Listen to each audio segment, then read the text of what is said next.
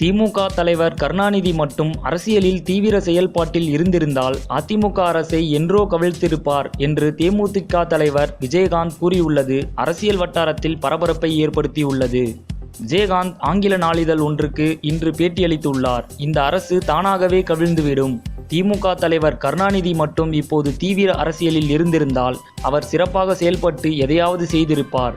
அவர் தற்போது தீவிர அரசியலில் இருந்து ஓய்வு பெற்றுவிட்டார். இதனால் திமுகவுக்கு ஏற்கனவே பாதிப்பு ஏற்பட்டுள்ளது. ஸ்டாலின் செயல் தலைவராக மட்டுமே இருக்கிறார். இன்னும் அவர் தலைவராக வரவில்லை. அவர் செயல்படாத தலைவராக இருக்கிறார். தினமும் எங்காவது செல்கிறார். அங்கு கூட்டம் கூட வேண்டும் என்று விரும்புகிறார். கருணாநிதியும் இதைத்தான் செய்தார். அவருக்கு கூட்டம் கூடும், ஆனால் ஓட்டு எம்ஜிஆருக்கு சென்றுவிடும் என்றும் கூறியுள்ளார். ஓ பன்னீர்செல்வம் ஒரு முனிவர் போல பேசுகிறார். அவர் ஜெயலலிதா சமாதியில் அமர்ந்து உறுதிமொழி எடுத்திருக்கிறார்.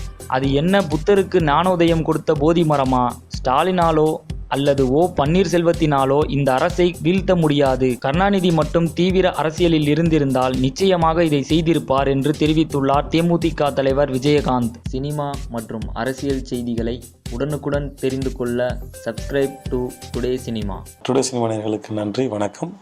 Please subscribe to today cinema.